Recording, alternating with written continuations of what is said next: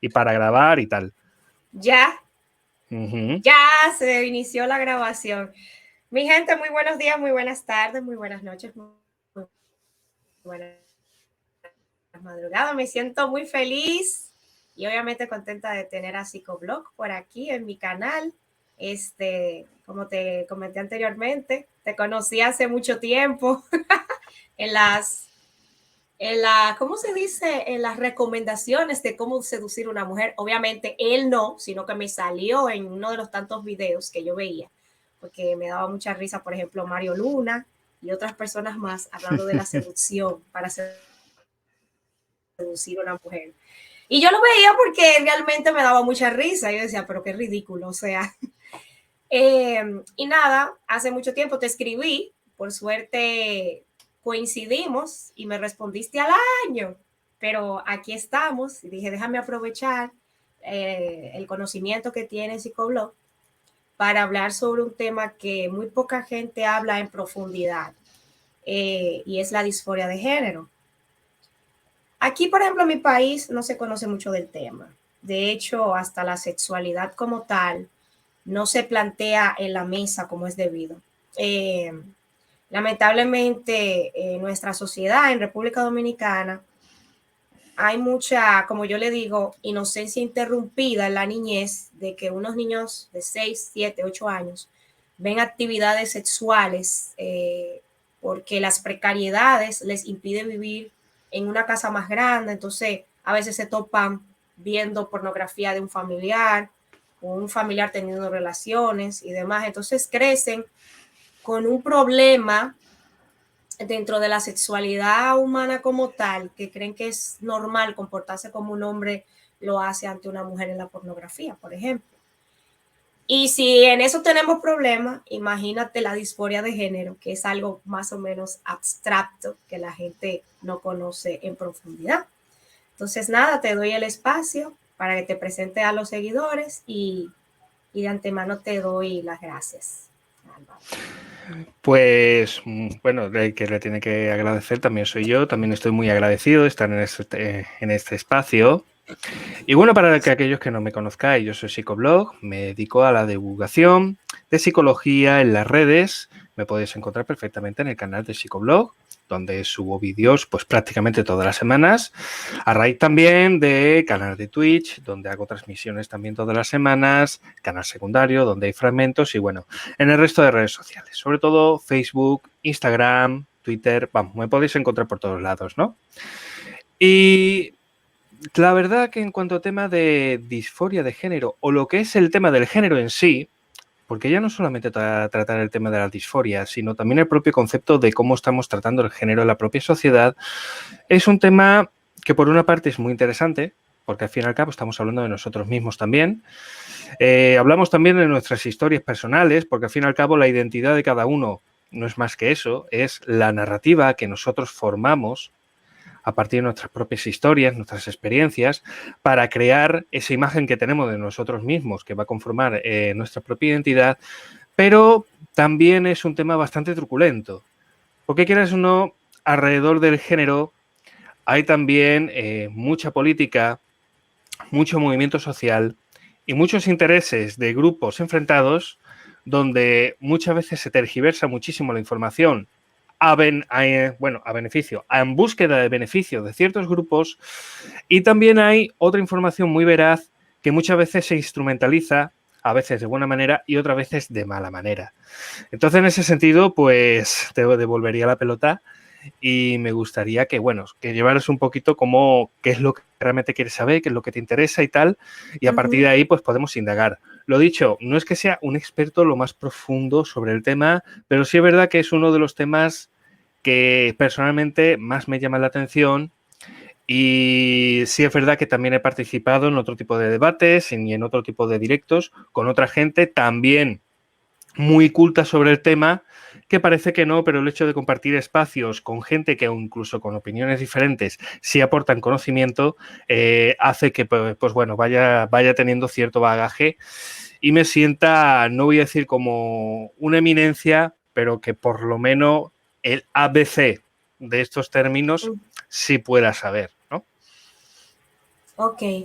Bueno, lo primero es, ¿qué es en sí la disforia de género? Porque me acabo de enterar que de hecho fui a varias bibliotecas y no tenían libros de disforia de género. Eso fue lo que me sorprendió, como que no había un dato así directo. Entonces me puse más a investigar en foros de habla inglesa y ahí vi que decía que la disforia no tiene que ver en sí con la sexualidad, porque la gente confunde ser transvesti o ser homosexual con la disforia de género. O sea, ¿qué es en sí entonces la disforia de género? Bien, pues la disforia de género es una condición psicológica en la cual la propia persona no se siente alineado entre el sexo asignado al nacer y el género con el que se identifica. ¿Ok? Definiendo Okay. perfectamente que por una parte perfectamente podemos definir el sexo por un lado y el género por el otro.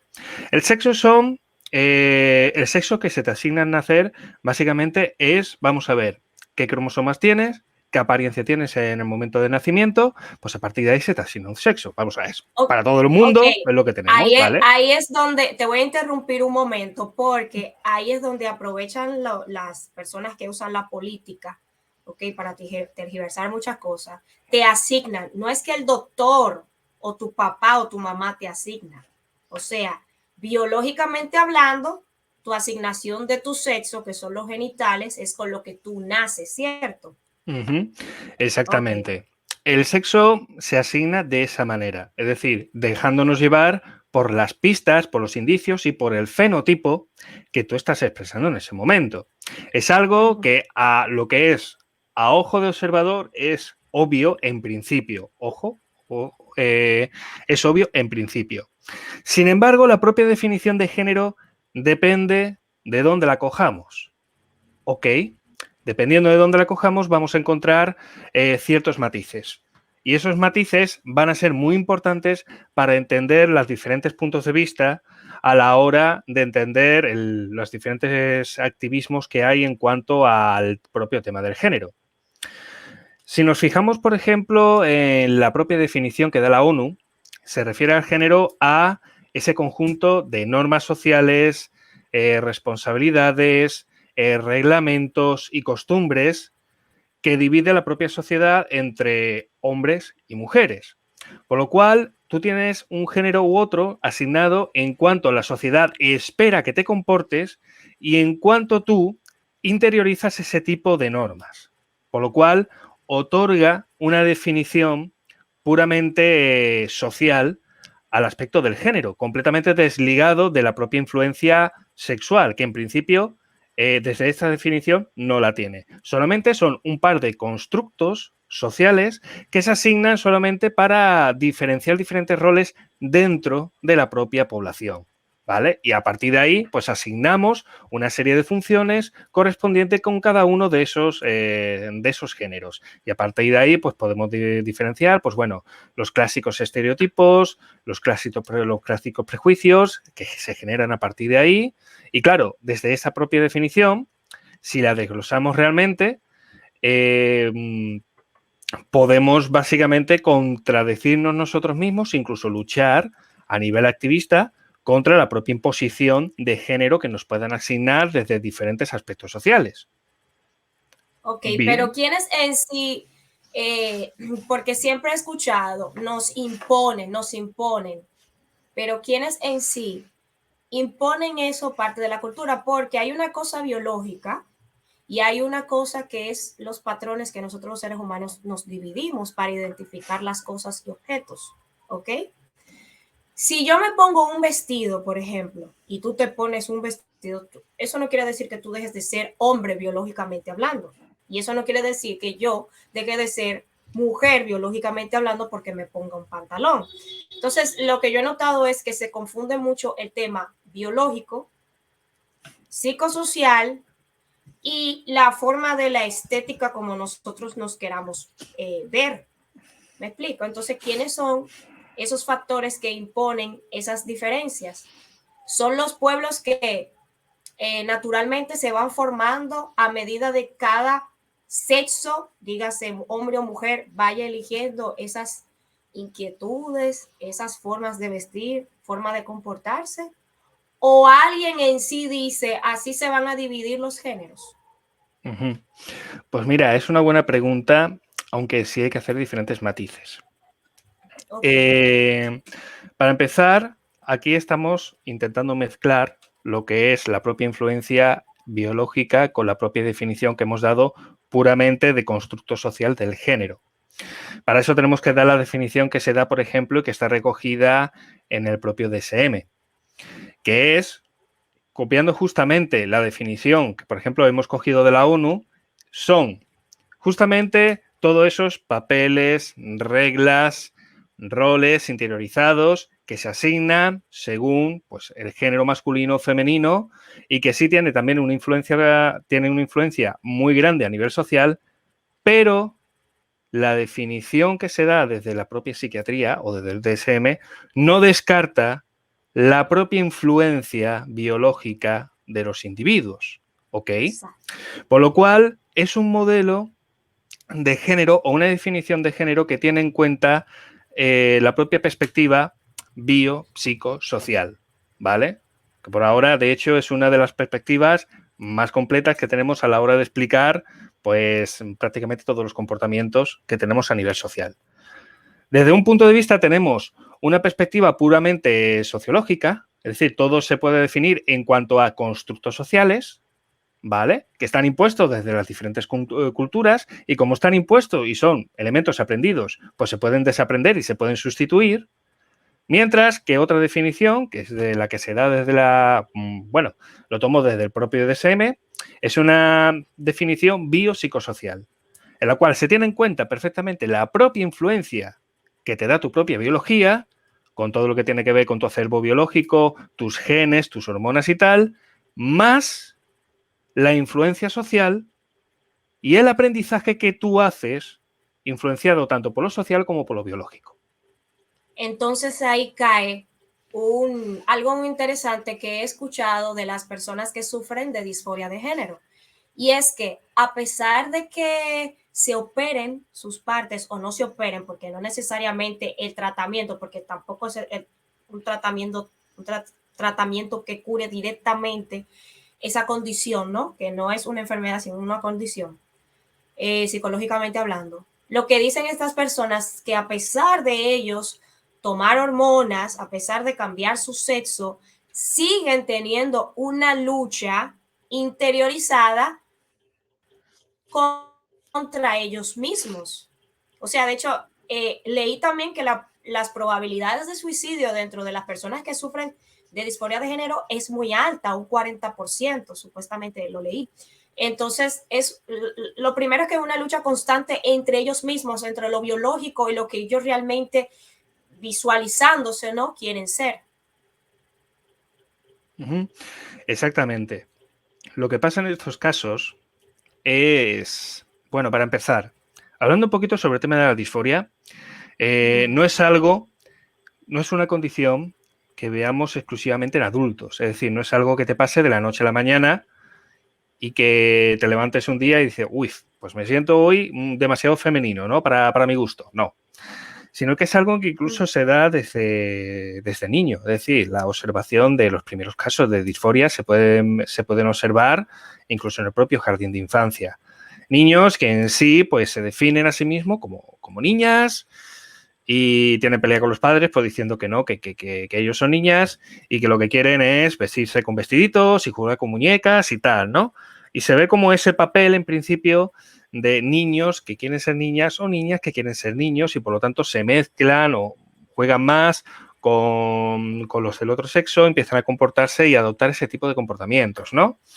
En Pero principio... hay, Uh-huh. excúsame, hay una parte ahí que es preocupante y es que muchas personas ahora, al ver el comportamiento de niños de 2, 3, 5 años, que quieren ser una niña, vamos a decirlo así, se quieren precipitar y querer que el niño se acopie a lo que ellos según ven, porque por ejemplo, en mi caso, cuando yo era niña, a mí me gustaba todos los juegos de varones y me gustaba estar con los varones y me gustaban los juegos de varones y de vez en cuando jugaba con las niñas, pero encontraba más divertido jugar con los varones. ¿Por qué? Porque yo era la única niña y en la casa lo que habían eran varones. Y mi mamá se preocupaba, mi mamá preocupada decía, ay no, pero esa niña no es niña, o no sé qué, o va a ser varón, va a ser macho.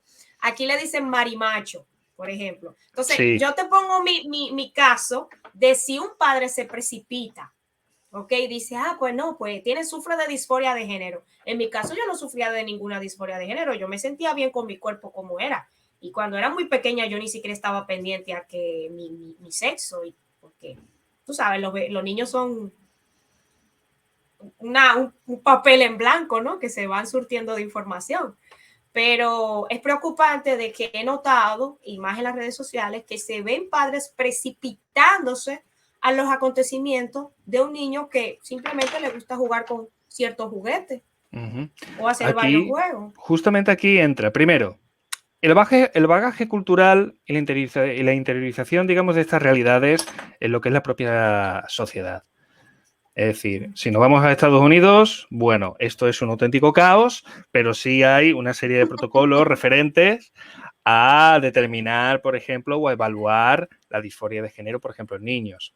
Eso para empezar y para aclarar un poco sobre esa precipitación. Aquí no estamos hablando de que por el hecho de que una niña pues, le guste jugar con juguetes de niño, pues ya sea una niña que tiene disforia de género. No. Uno de los factores fundamentales es esa duda interiorizada y que además el niño muchas veces verbaliza, que es yo me han dicho que soy un niño, pero yo no me siento niño, yo me siento niña.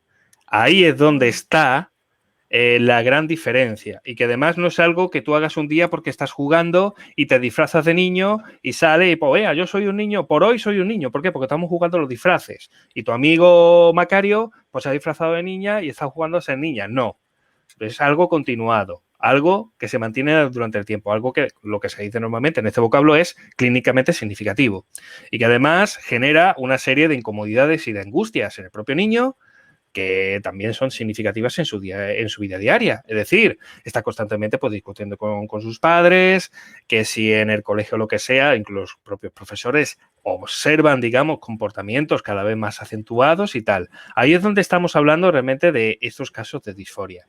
Entonces, ¿qué pasa? ¿Cuál es la última palabra? ¿Quién tiene la última palabra en este sentido? ¿Tienen los padres, que son los que deciden? ¿Es el niño el que decide lo que es y lo que diga el niño va a misa? ¿Son los profesores? No, es una observación interdisciplinar. Es algo que empieza observándose, por ejemplo, en el centro educativo o los propios padres. Es algo que se comunica también a los propios profesores y, por supuesto, en el caso de que se tenga a mano, profesionales que sepan evaluar este tipo de casos, ¿vale? Y terminan determinando, pues bueno, el niño, pues mira, sufre disforia de género en ese sentido, ¿no? Entonces, ¿qué pasa en el momento que a lo mejor se diagnostica o que se observa esto en el niño? ¿Tenemos que caer en el caso de que los niños están completamente enfermos y tal? ¿Hay que tratarlos como tal? ¿Hay que abrirles la cabeza y sacarles la mitad del cerebro? No, para nada, para nada.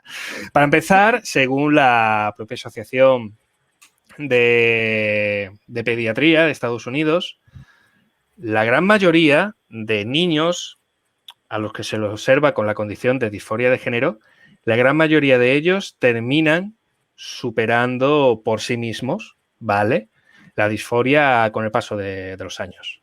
Es decir, o sea, cuando... superado es que aceptan ya su sexo. Sí, que ya no encuentran, que ya no tienen esa distorsión entre lo que es su sexo y su género, sino que llega un momento que ya se sienten a gusto con lo que tienen, ¿vale? Una gran mayoría, pues bueno, suele pasar a la época de la pubertad, ¿vale? Pongamos a lo mejor un porcentaje, creo que los porcentajes estaban muy elevados, un 80% de los casos, ¿vale?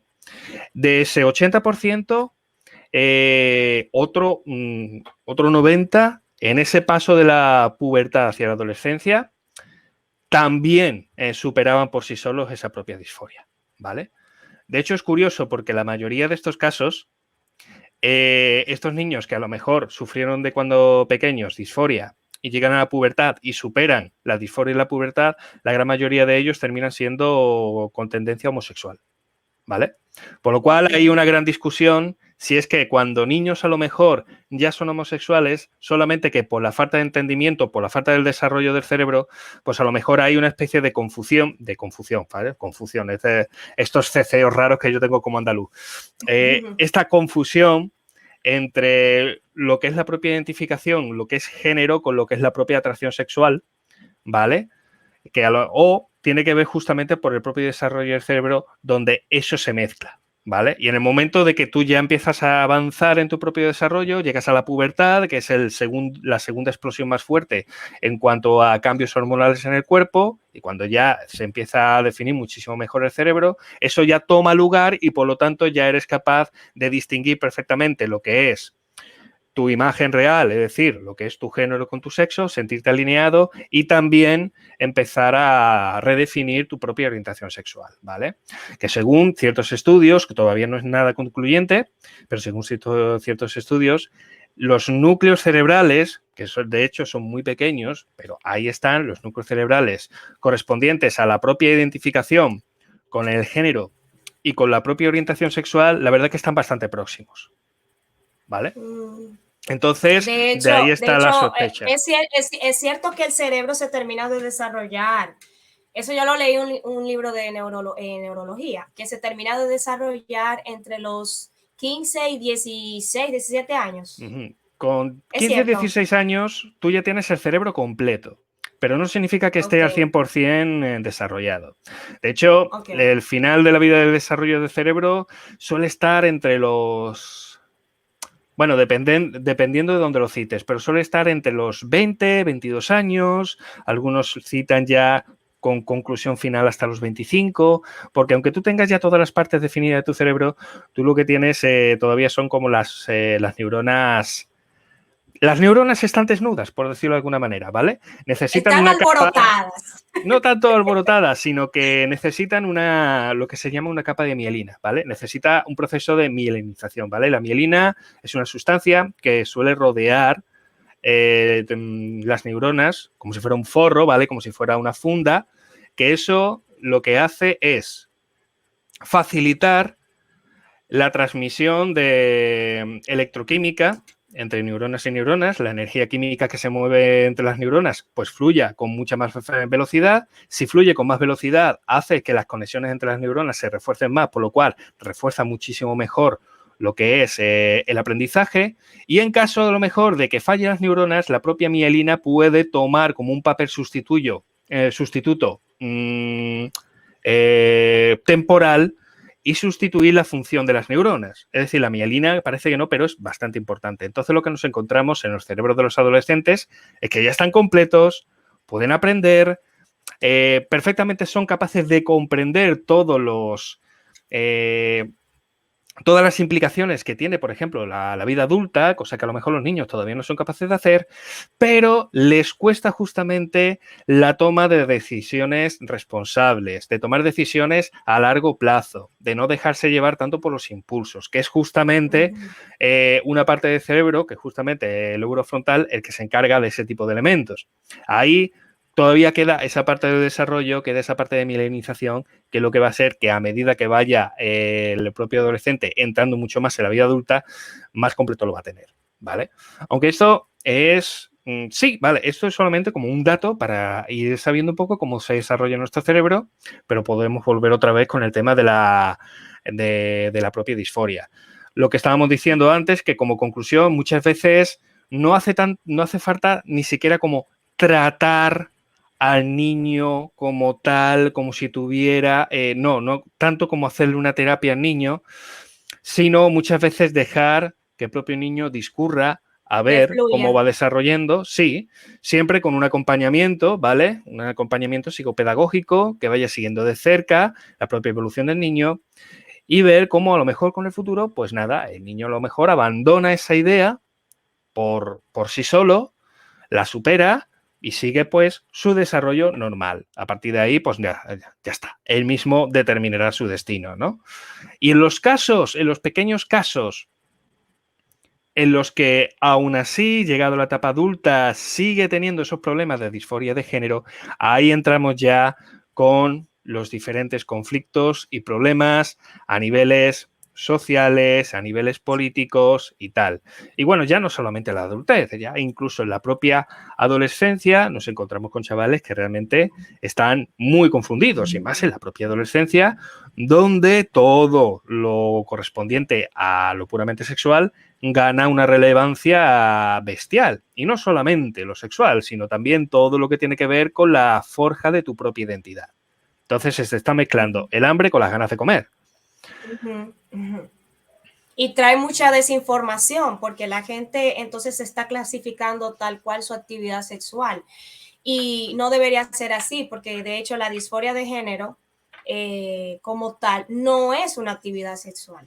Es algo, una identificación dentro de tu ser que no acepta como tú hayas nacido naturalmente. Sí. Ahí la gente lo mezcla mucho. De hecho, yo me he fijado que la gente cree que ser transvesti es sufrir de disforia de género. No. Hay muchísimos transvestis que le encanta vestirse como mujer y le encanta su cuerpo. A ver, hay una gran diferencia. Para empezar, el propio travesti, como tal, definido como travesti, son personas que disfrutan sexualmente vistiéndose como del sexo contrario, ¿vale? Un testimonio muy común de las personas que se travisten y tal, siempre está muy relacionado con lo que es la propia energía sexual. Es decir, son personas que se sienten como más poderosas sexualmente cuando, por ejemplo, un hombre que se viste de mujer se siente como más poderoso sexualmente cuando se viste de mujer, se siente muchísimo mejor con él mismo, se siente como muchísimo más sexy, disfruta mucho más. Hay personas que no son capaces de tener a lo mejor relaciones sexuales del todo satisfactorias, a no ser que practique ese travestismo o que incluso intente seducir incluso a otros hombres a través de ese travestismo, o al revés, ¿no? De mujeres que se travisten y tal. Es decir, pero hay hombres que le gustan transvestirse y les puede gustar la mujer. Sí, por supuesto, también. Sí, ahí es donde están claro, efectivamente, ahí es donde entran este tipo de juegos que son justamente eso, son juegos sexuales como tal, ¿no? Otra cosa está la propia persona que efectivamente lo que te está diciendo es que, vamos a ver, yo soy hombre, pero es que yo no me siento como hombre, yo me siento una mujer. O sea, yo soy como la clásica frase, yo soy una mujer atrapada dentro del cuerpo de un hombre. Eso no te lo va a decir un travesti. Y tengo una conocida que se llama Loren Montalvo, me gustaría que tú la conocieras. Ella es una mujer que lucha contra el tema de la ideología de género y demás. Y ella siempre pregunta lo mismo. ¿Qué es entonces ser una mujer? Porque lo que veo es que cuando quieren definir el hombre, lo definen como macho opresor y ¿cómo es? Masculinidad tóxica. Lo hacen de una manera peyorativa ser hombre. Y la mujer no saben definir qué es una mujer. Lo quieren llevar a un mundo muy utópico, abstracto, donde la mujer se desintegra y se convierte tal cual a ti te dé la gana identificarte con lo que tú crees que es una mujer. Y entonces, sí, yo comprendo. Biológicamente y ante la sociedad. Se tendría que preguntar así. Sí, comprendo el punto de tu amiga y eso ya se aleja un poco de lo que estamos hablando, a lo mejor de lo que es el aspecto más individual del caso, porque aquí ya estamos hablando del aspecto del género a nivel político, ¿vale? Y la definición que se está haciendo del género a nivel político. Partimos, lo que es a nivel político y a nivel de lucha social, nuevamente está la lucha entre esas dos definiciones de género, ¿vale? Pero fundamentalmente el género como tal es algo que se lleva discutiendo desde hace bastante tiempo, es decir, desde mediados del siglo XX, ya desde diferentes instituciones, Estados Unidos, ya sea la institución de Ford o incluso, ¿cómo se llama esta fundación? Que también era bastante importante ahí en Estados Unidos. ¿Cómo se llama? De la planificación familiar.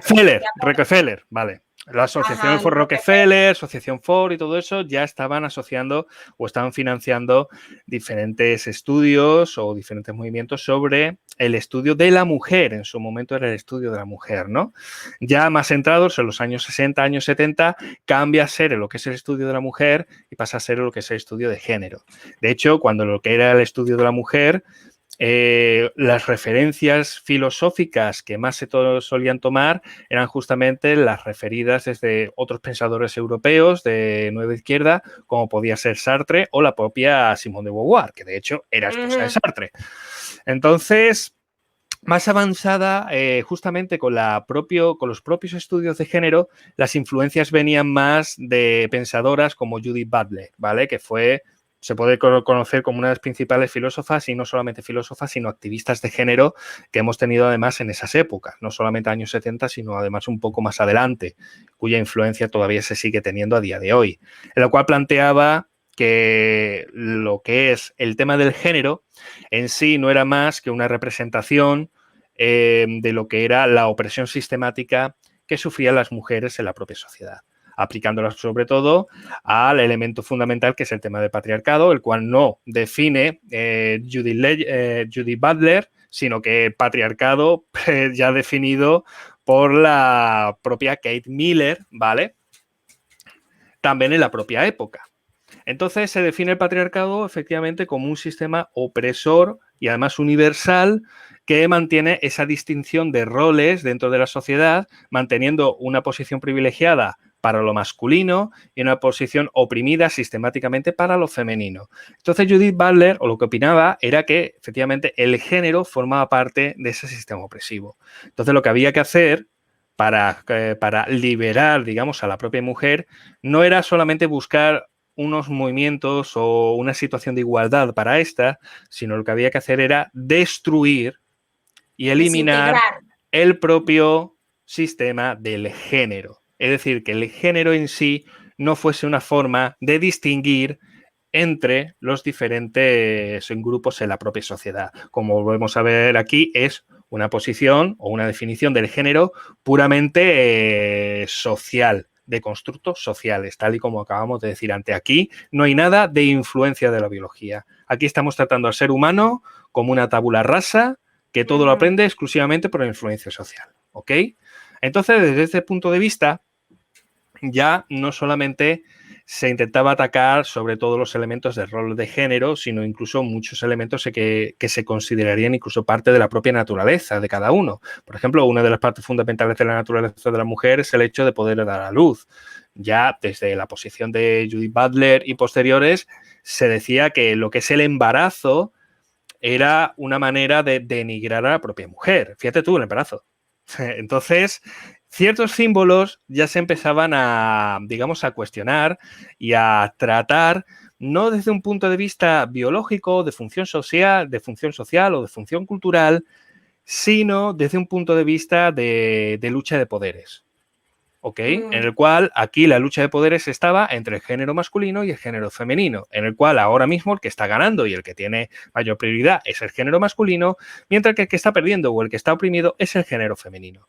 Entonces, ahí es donde se articulan la gran mayoría de los discursos referentes a estos movimientos sociales, que está referente pues en eso mismo, en el tema de la lucha de poderes. Esto quiere decir que entonces puedes decir, vamos a ver, pero esto es una auténtica pantomima, es decir, esto es manipular los elementos ideológicos para conseguir unos intereses y tal. Y tienes razón. Tienes razón, todo esto es política, y donde hay política hay ideología, y donde hay ideología hay una instrumentalización de relatos que se hace en beneficio de unos grupos y en detrimento de otros. Eso es así, y quien quiera verlo de otra manera que vale, pero que la realidad es esa, ¿no? Eso quiere decir entonces que todo el movimiento LGTBIQ+, es toda una farsa, que esta gente se lo está inventando todo, que solamente están ideologizados y en el fondo, claro, son todos unos trastornados que están viviendo en los mundos de Yuppie. Tampoco es así, porque sí es verdad que la propia población LGTBI justamente es la población que más trastornos mentales sufre, y sin embargo no se ha conseguido, digamos, probar del todo Pero sí es verdad que hay bastantes estudios que va probando que muchas veces esos trastornos se deben, o esos problemas de salud mental generalizados en la comunidad se debe sobre todo por la propia presión social. No está del todo visto, pero bueno, puestos a pensar, si vives en una sociedad a lo mejor que te sientes que te está presionando constantemente, es normal que te vayas a sentir peor, ¿no? Por lo cual una aceptación más amplia implicaría pues muchísima más bienestar también para la propia comunidad. Es una comunidad que en sí tiene sus propios problemas, tiene su propia forma de ver la vida y es algo que sí es proclive de ser estudiado como colectivo y también a nivel de las propias experiencias individuales. Si tú identificas los problemas específicos que tiene esta comunidad, puedes encontrarle soluciones a los problemas específicos que tenga. Si no sabes Exacto. definir un problema, no puedes encontrar soluciones. Y a partir de ahí también jugar pues un papel muchísimo más amplio en cuanto al tema de los estereotipos, de los prejuicios y tal, intentar vencerlos para llegar, pues bueno, a lo que es una posición de justicia social, de humanidad común, en el cual pues todos respetan esa posición teniendo en cuenta pues los límites individuales que cada uno tiene. Yo tengo una lectura sobre eso y es que las leyes en sí no dan los valores a la comunidad, a la persona, al individuo. Yo he escuchado muchas personas que sufren de disforia de género en muchísimos canales de YouTube eh, para entender, vamos a decir, su dolor. Y es que siempre escucho lo mismo. Ellos me imponen. ¿Quiénes son ellos los que te imponen? Yo he notado que cuando generalizamos es porque no queremos indicar quién realmente es nuestro principal problema. Y es que, a ver, si tus padres están concientizados, por ejemplo, de la situación que tú tienes con la disforia de género y te tratan de una manera con amor y con entendimiento, yo creo que lo que hay allá afuera no te va a afectar tanto. Pero cuando tú tienes en tu casa un padre que no te acepta, ¿ok? Una madre que tampoco lo hace o viceversa. Puede ser que la mamá te dé apoyo, pero el padre diga, mira este Mari, bueno, yo puedes saber esa gente bruta que le hablan así a sus hijos. Entonces, yo creo que las primeras relaciones que nosotros tenemos con nuestra familia, así lo identificamos allá afuera. Esa es mi lectura, porque es igual que pasa, estaba hablando de eso del bullying. Por ejemplo, tú sabes que tú eres gordo, ¿verdad? Y tú aceptas que eres gordo o flaco, lo que sea, pero tú principalmente debes sentirte bien con eso. No puedes obligar a toda una sociedad a que te acepte tal cual, tú aceptarte y que te vean, porque cada quien tiene sus problemas y prejuicios. Me explico. Entonces, lo que yo noto con esa problemática es que, como tú dices, en vez de estudiar esos problemas, en vez de afincarlo de una manera más, más directa hacia el individuo, lo que quieren es politizar el contenido, darle la connotación a la sociedad de que la sociedad debe aceptar totalmente al individuo cuando la sociedad no está educada y las leyes no lo van a hacer. Las leyes están para decirte, hey, hiciste eso mal, pero no te da esos valores el por qué no lo debes hacer. ¿Me explico? Entonces esa es mi lectura preocupante porque últimamente ya en República Dominicana las agendas globalistas de los Estados Unidos, muchas personas aquí están teniendo problemas con esa condición de la disforia de género, creyendo que es el tema del transvestismo y de la sexualidad y de que el gobierno debe suplirle las necesidades, dígase como empleos, dígase como pagas de cambio de sexo y demás. A ver, observaciones sobre esa interpretación tuya.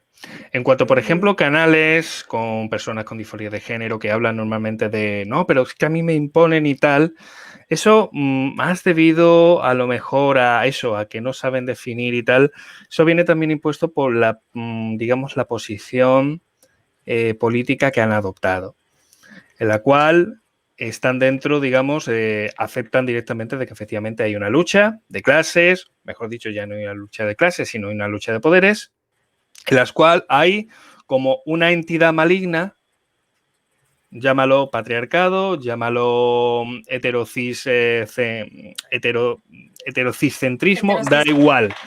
Llámalo de la manera que sea, hay una entidad maligna que, por supuesto, te está oprimiendo a ti. Eso parece que no, pero desgraciadamente sí tienes razón en una parte de que si tú te centras demasiado en exteriorizar constantemente toda la responsabilidad que tú tienes sobre ese problema, lo que estás haciendo es que no adoptes ninguna responsabilidad para ti. Por lo cual te quitas del hecho de revisarte a ti mismo, de reflexionar, de identificar realmente cuáles son los problemas reales que tienes, aquellos que no puedes controlar, aquellos que efectivamente vienen de fuera y cuáles son los que pues provienen de ti, ¿no? Muy fácil de manipular y que no solamente implica a, pues bueno, a este tipo de población, sino que es algo muy común en, bueno, en todas las... que es muy fácil de polarizar a la población. Yo creo un enemigo común y yo uno a los diferentes grupos en contra de ese enemigo común. Y de hecho, volviendo a hacer referencia, por ejemplo, a tu amiga, que en cuanto al tema de las definiciones que se hace sobre lo que es hombre y mujer, efectivamente, ahora mismo la lucha está centrada justamente en lo que es la denigración de lo masculino y en la exacerbación de lo femenino, aplicando de que lo masculino representa, de hecho, todo lo negativo de la sociedad. Por eso que tú dices, la masculinidad tóxica, dice que habla de la masculinidad tóxica como si fuera un tipo de masculinidad concreta. Dice, no, es que masculinidad tóxica es igual a masculinidad, ya está. Entonces se le aplica todo lo que tiene que ver con el tema de la criminalización, tema de asesinatos, tema de violinizaciones, temas relacionados con eso, con el tema de la competitividad, con el tema de la gente que oprime o que ataca a otros, o sea, todo está relacionado puramente con lo masculino, mientras que a lo femenino se le otorga, por una parte, el papel de víctima, pero también el papel de eso mismo, como de algo esotérico que va mucho más allá, ¿no? De un país, de una especie de papel completamente divino. Por lo cual, tú tienes aquí una sociedad en la cual el hombre es causa de y la mujer sufre la consecuencia de, lo cual invisibiliza además muchos otros tipos de fenómenos sociales que afectan también por género, afectan muchísimo más a los hombres y que por supuesto las mujeres en sí no sufren. Eso quiere decir que realmente las mujeres están nadando entre colchones en todos los países del mundo, en absoluto. Lo que estoy diciendo de que más que decir que la sociedad es machista, machismo es otro concepto que se ha generalizado demasiado.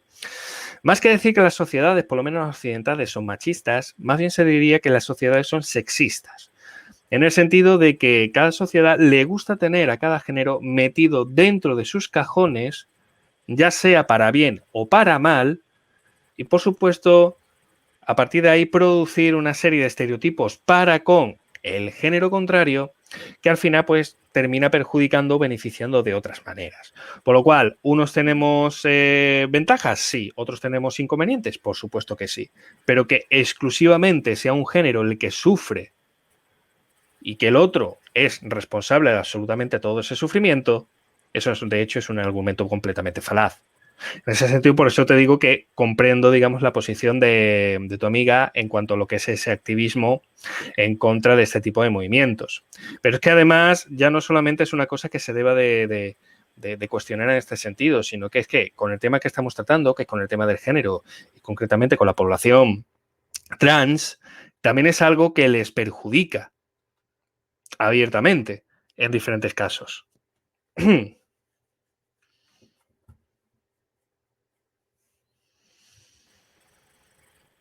Persona que sufre de disforia, por ejemplo. ¿Puedes repetir la pregunta, por favor? ¿En qué directamente le puede perjudicar a una persona que sufre de disforia de género ante todas estas políticas que se están abriendo sobre los géneros? Pues mira, te puedo contar de un caso que además está recogido en una obra, se llama Daño Irreversible, y justamente es la problemática del género aplicada a gente que no tienen en principio ninguna problemática con el género. Una periodista de un pueblecito se dio cuenta de una cosa, y es que en los últimos meses o en el último curso pues había observado que había crecido bastante lo que es la población trans dentro de su pueblo. Es decir, dice tú, ¿en eso es malo en principio? No, no es malo. En absoluto no es malo. O sea, la gente a día de hoy cada vez más va conociendo más del tema, va acobardándose menos, va expresándose más y cada vez la gente pues se va envalentonando.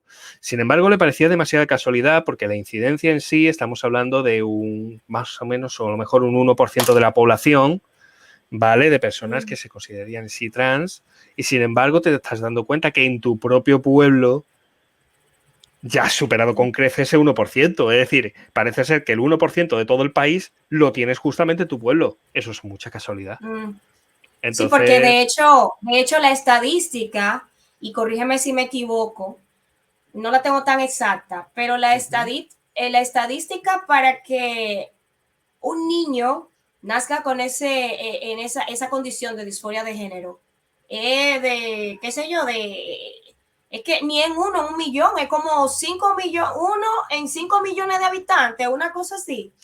sí. Y una niña es mucho menos, o sea, por eso es que tú vas a ver mujeres que no tienen ese problema tanto como los hombres. O sea, hay más hombres con disforia de género que mujeres. Y los casos de disforia de género no es algo como lo hacen ver como pan con salame, como diríamos aquí en mi país, como que todos los días, sí, hay una persona que tiene disforia. Son casos muy aislados. Por eso Entonces es digo, sorprendente que ese pueblo, todo el sí, sí, mundo sí. tenga esa condición. Que haya, no que sea todo el mundo, pero sí tengas un montonazo de casos y además con unas condiciones muy concretas. Hemos dicho justamente antes, vamos a ver, la propia Asociación de Pediatría en Estados Unidos decía que la gran mayoría de los niños que empiezan a manifestar esto, la gran mayoría lo supera por sí mismo sin ningún tipo a lo mejor de intervención posterior ni Intervención. nada. Entonces, ¿qué es lo que estaba pasando aquí? Entonces se empezó a investigar, se dio cuenta de que justamente la población adolescente era la que estaba empezando a manifestar esto, justamente población adolescente que, por un lado, o ya tenían amigos que se manifestaban trans, o habían sido influenciados justamente por una serie de charlas que se estaban empezando a dar en los institutos. ¿Vale? Entonces se estaba dando cuenta justamente en ese pueblo y ya extrapolándose más y viendo en otras poblaciones más amplias y en otras localidades, se estaba dando cuenta del problema que estaban teniendo. Se están dando cuenta de que tenemos a una población adolescente que se estaba autopercibiendo en sí como disfóricos o directamente como personas trans, como el que antes se estaba metiendo dentro de la moda de los góticos, de los heavies, de los otaku o total.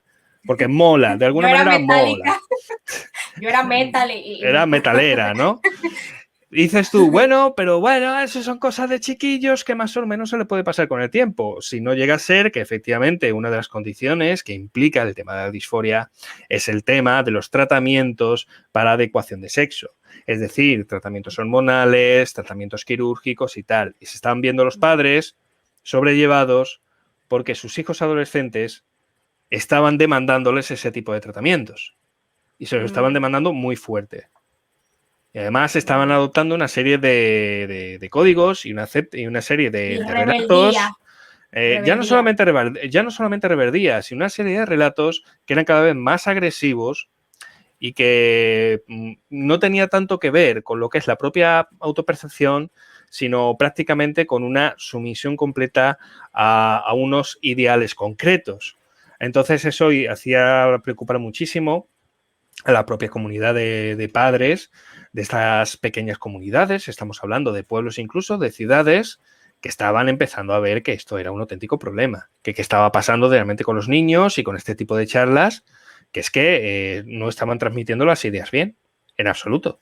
Entonces, Entonces, imagínate algo, Álvaro. Si yo, que soy una adulta ya, doblo la edad a un adolescente y yo me siento mal del estómago, mira cómo somos los seres humanos. Yo me siento mal del estómago y me pongo a googlear. Dolor de estómago, puede ser cáncer, no sé qué, vas a morir del páncreas, bla, bla, bla, de la ya yo estoy en la noche completa diciendo, ay, Dios mío, yo me voy a morir, yo me voy a morir, me voy a morir. De hecho, los médicos dicen, no googleen condiciones de enfermo, usted vaya donde un profesional directamente porque cada persona es individual. Imagínate yo una adulta que me vuelvo loca por leer una tontería en Google. Ya tú puedes saber el cerebro de un niño, de un adolescente, una charla en una escuela todos los días lo mismo diciendo, no, que tú eres una tabula rasa en blanco, que puedes elegir cualquier sexo que tú quieras, hoy si tú te sientes mujer, ya lo puedes ser, porque eso no importa, tu condición natural. Y Sí, bueno, obviamente el niño sí, como, los discursos no ajá, van tanto como por ahí. Los discursos no van tanto ok, por ahí, pero van por ahí, por ejemplo, del aquí sí, tipo, de aquí sí, aquí bueno, sí, pues en mi por país ejemplo, sí. en obras como por ejemplo esta que estoy mencionando, los discursos van por ahí hablando también, aludiendo mucho a ciertos sentimientos comunes que los adolescentes suelen tener demasiado en común, porque por ejemplo hablaba, mira, la población transexual pues es una población que se siente sola, una población que se siente discriminada, es una población que a lo mejor tú individualmente pues sientes que te sientes diferente a los demás, sientes que está como más desplazado, sientes que no encajas y tal. Y claro, el clásico chaval o la clásica chavala más separada, más tímida, más introvertida del grupo, en cuantito dice, no, pues las personas transexuales se sienten diferentes, se sienten desplazadas, sienten que no encajan, ¿qué tal? Y tú, ostras, pues yo tengo todo eso. Eso Quizás es un sea adolescente, o trans. sea, los adolescentes, no sé, o sea, tú cuando fuiste adolescente, tú te sentiste un bicho raro, ¿sí o no? En alguna vez Nah, y en la concretamente, sí, yo, porque además justamente coincidía con ese tipo de descripción. Yo era de bastante que más no, tímido, nadie mucho más me, o sea, introvertido. nosotros, los adolescentes, o sea, yo me acuerdo de esa etapa, todo era muy, que no era profundo nada, ¿eh? Que era algo ya ¿tú te acuerdas los tiempos de los emo? ¿Tú te Sí, acuerdas? claro, Los vamos a emo. ver, estamos Ay, hablando nadie me de tribus, entiende. Sí, estamos y hablando se de las tribus sociales. cortaban. Pues bueno, pues algo así, pero ahora es un tema ya más severo con el tema de la sexualidad, de tú exigir tomar hormonas, de cambiar tu sexo. Ya no es algo de la ropa, de la música o tu identidad de colores en sí.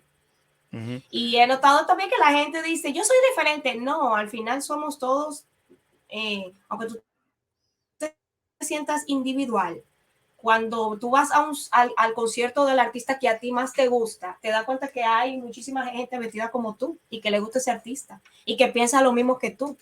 Y se van armando tribus, como tú dijiste. Entonces, nadie se escapa de no ser prácticamente como una oveja de una tendencia o algo así. Lo preocupante, como tú bien dices, es el tema de los adolescentes que todavía no se han desarrollado como tal, ni su cerebro, ni su condición atmosférica, viven bajo el techo y la regla de sus padres, viven bajo una condición diferente, no pueden profundizar el hecho, no pueden describirse tal cual ellos son, ni afuera tampoco, y obviamente pueden ser manipulables en ese Uh -huh. sentido. En este sentido, a lo mejor, para estar un poquito al día, yo aconsejo a lo mejor seguir a ciertos activistas trans. Yo, por ejemplo, recomiendo enormemente a Jota, ¿vale? Que es una activista española, es una mujer trans, que hace activismo por los derechos de las personas transexuales, pero no cae, digamos, en estas parafernalias de luchas de poder entre géneros ni nada por el estilo. Es decir, no entra dentro de lo que es la propia ideología que ya de por sí sigue el colectivo LGTBI, sino que tiene una condición trans pues mucho más centrada, digamos, en los problemas más particulares que tiene la propia población trans, ¿no? Y tú que estás diciendo eso, porque vi un video hoy en mi país hablando de eso, diciéndole a la comunidad LGBTQI, ¿qué derechos tú quieres si tú tienes los mismos derechos que un dominicano? O sea, ¿qué derechos pide una persona trans? ¿Qué tipo de derechos?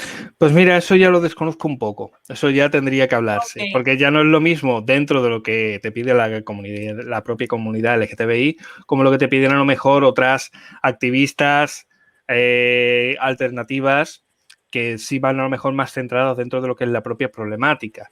como por ejemplo el hecho de cómo se costea, por ejemplo, ciertos tratamientos hormonales, los cuales pueden llegar a ser bastante caros, o el hecho a lo mejor de cómo se hacen ciertas cirugías, que de hecho conozco además personas que han tenido que hacerse a lo mejor este tipo de cirugías fuera de su país de origen, en concreto en España, pues tuvieron que viajar y tal para poderlas hacer, o al menos de una manera económica a la vez que eficiente. Este tipo de elementos. También el tema del acompañamiento psicológico, el cual es fundamental. Como antes estábamos hablando de un porcentaje de niveles de suicidio muy alto en este tipo de comunidades, por el hecho de que ya no solamente el hecho de sentirse que no están alineados con lo que se supone que realmente corresponden, ¿no? Sino también el hecho de no sentir el apoyo social que deberían de recibir. Y es que el gran problema con este tipo de cosas es que muchas veces hace eso. Lo que es el apoyo social tiene muchísimo más peso que el hecho de que tú seas capaz de definirte como de una manera o de otra. Porque al fin y al cabo somos seres gregarios, somos seres sociales. Nosotros nos definimos porque existen los demás y nosotros muchas veces nos sentimos bien porque existen los demás. Entonces, si los demás te aceptan, si los demás se llevan bien contigo, es muchísimo más reforzante y mucho más gratificante que el hecho de que tú tengas un papelito que te certifica que tú realmente eres mujer cuando naciste hombre. Es muchísimo más. Entonces, el acompañamiento psicológico aquí es fundamental, pero fundamental. De hecho, es lo que muchas veces, por lo que se puede ver en investigaciones, muchas veces lo que determina si lo que es el nivel de éxito o de fracaso en alguna de estas transiciones, con todo lo que ello conlleva, porque también estamos hablando de una población, cierto porcentaje de población que a pesar de hacer la transición después se arrepientan y quieren volver, y hay personas que se sienten con muchísimo malestar durante prácticamente toda su vida, y hay muchísimas cosas que no se cuentan en cuanto al tema de la transición. Como por ejemplo, en cuanto a transicionar, lo que son las operaciones de reasignación de sexo y lo que es la propia influencia de las hormonas, no es lo mismo transicionar de mujer a hombre que de hombre a mujer. De hecho, es incluso más complicado transicionar de hombre a mujer, porque el poder de la testosterona tiene un poder de transformación brutal. Es decir, tú conoces a hombres trans que antes fueron mujeres y tú no dirías que ese hombre que tienes delante antes era una mujer. Porque eso es fuerte, o sea, las hormonas del hombre, la tienen testosterona y todo. Tienen un poder de transformación bestial. Es más, en cuanto a lo que es el desarrollo embrionario, lo que decide, digamos, nuestro sexo, lo que es la presencia a lo mejor de nuestros cromosomas XY o XX, XX para femenino, XY para masculino, lo que determina realmente es el flujo de hormonas que va a tener como influencia tu cerebro a lo largo de, bueno, tu cerebro y todo tu cuerpo a lo largo de esa fase de desarrollo embrionario. Por lo cual, cuando tú tienes un cromosoma XX, realmente no activas nada, solamente tienes la influencia de los estrógenos y tu cuerpo se desarrolla, pues bueno, con la apariencia femenina y tu cerebro se va desarrollando también con el perfil femenino. Sin embargo, si se activa el cromosoma Y, cuando es una activación normal, automáticamente se abre el grifo de la testosterona y hay un poder de transformación bestial en todo el organismo, ¿vale? Entonces, la testosterona tiene eso. Pero ¿qué pasa? Que la transición de hombre a mujer se vuelve mucho más complicada, porque ya no solamente el hecho de que tú tengas que tomar a lo mejor más estrógeno, ¿vale? O más hormonas femeninas en ese sentido, sino que además tiene que irlo combinando con bloqueadores de la propia testosterona.